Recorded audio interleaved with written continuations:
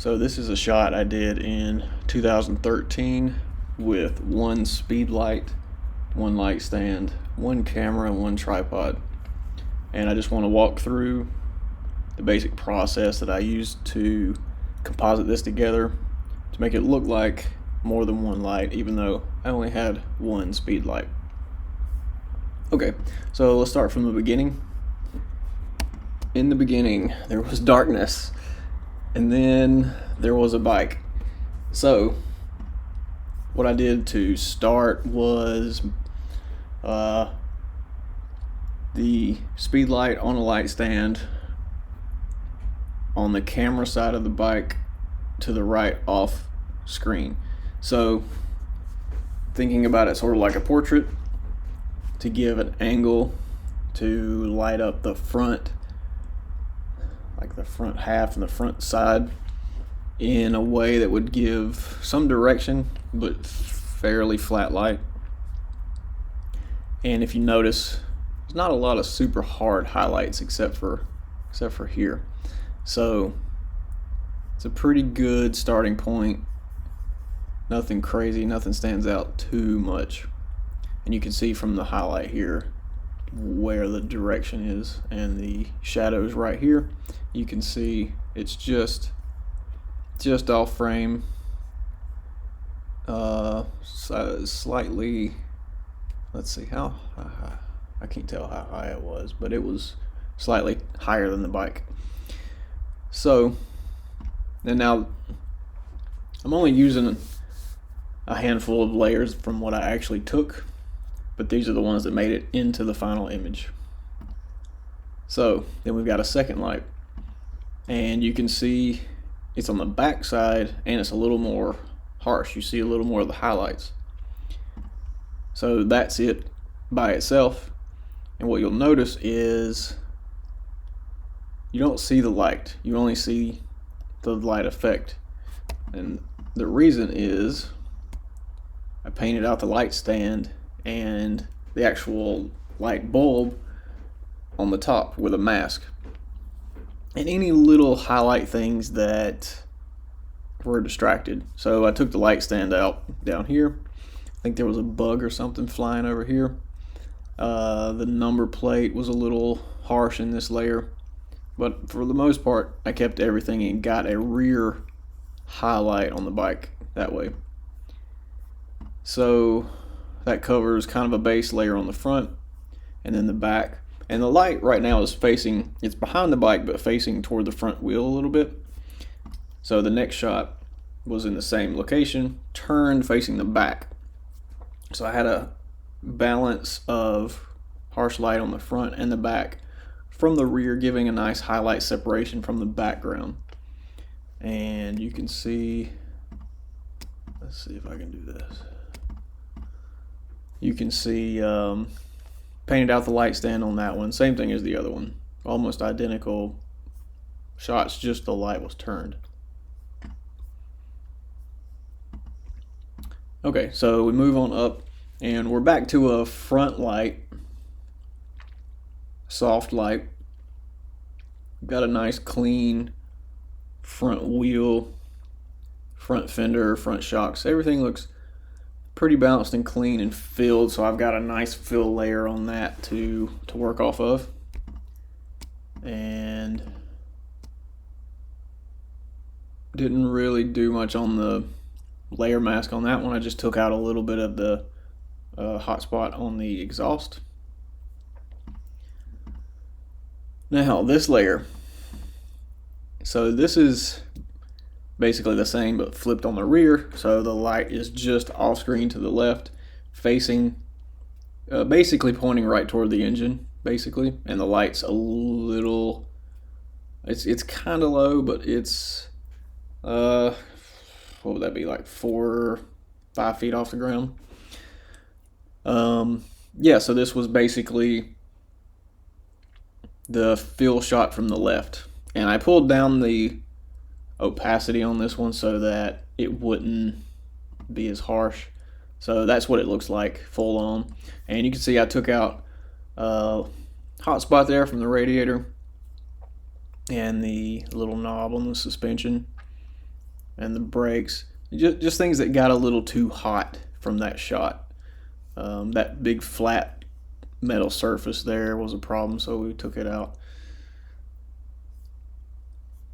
Alright, so moving on up, starting to get more specific and harsh. You can see the light is actually in the frame right here.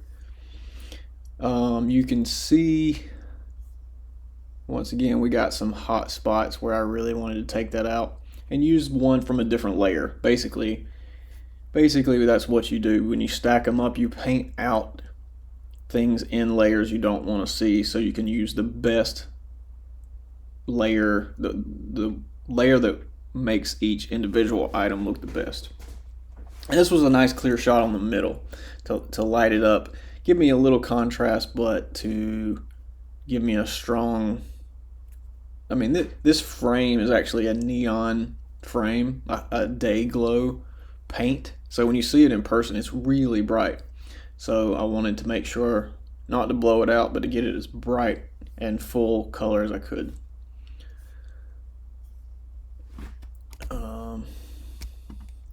Okay, so the next layer, wait, did I turn that back down? No, I didn't. Let me go back to 70. Okay. Alright, so the next layer is similar. So it's a little more of a wide shot from the front, trying to get a really clean, flat light where I'm getting highlights on everything I want to see. You can see the harsh shadow from this plate, this curve is much more minimized, so it's a cleaner look without a black line going down through here. Now it did give me a really harsh reflection on the wheel and the brake rotor, all of this stuff, so we had to clean that out.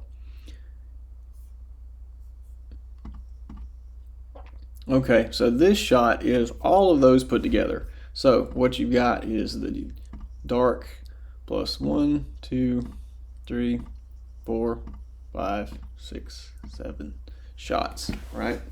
And so all of those building up the light in everywhere I want it to be. Getting specular highlights on the back of the bike facing forward, getting fill light on the front, and getting harsh specular lights to bring out the details in the front. And so that's just merging all the layers. And I did go through and put a sharpness adjustment layer, but I don't think you can really tell from YouTube. And here is one thing I did that is a little trick that I use sometimes, but I'm going to leave that out for right now and move on to what I think makes this look like a rock star image, where I painted in 2 layers with the bare bulbs showing. So you have like this rock star stage kind of look, makes the bike look like it pops even more. On the dark background with the green grass, the bike stands out on its own. I felt like the lighting in the back really gave it a superstar look. And you can see that I left in the effect on the bike and the ground. You can see it lit up the ground here and little bits of the rear of the bike in different ways that actually helped a little bit, so I just left that in there. So same thing there, lit up the grass a little bit, put some nice specular highlights on the bike to separate it from the background even more. Kind of makes it look like a showroom, I guess. And there we go. So I think I spent about an hour shooting the bike at the time, moving the light around, getting different angles lit up, trying different things, and this was the culmination of all the best shots that I felt like made the composition I wanted to make. And with really basic photoshopping, you can really do this with just about anything. As long as the camera does not move, you're good. Like, set up the camera have a trigger for the flash so you don't have to touch the camera ever, and walk around popping the light. Now, I did this in 2013 when I was still kind of early on in doing photos, and really was just kind of playing around and trying to figure it out.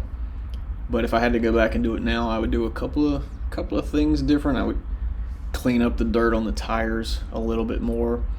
I would use bigger lights that I have now. I would do some soft light and some hard light using large soft boxes and some bare bulb mixed in different ways. But overall, I'm really happy with it, and I think it turned out really well. This is one of the coolest shots I think I've taken myself, and I hope I get to do something like this again.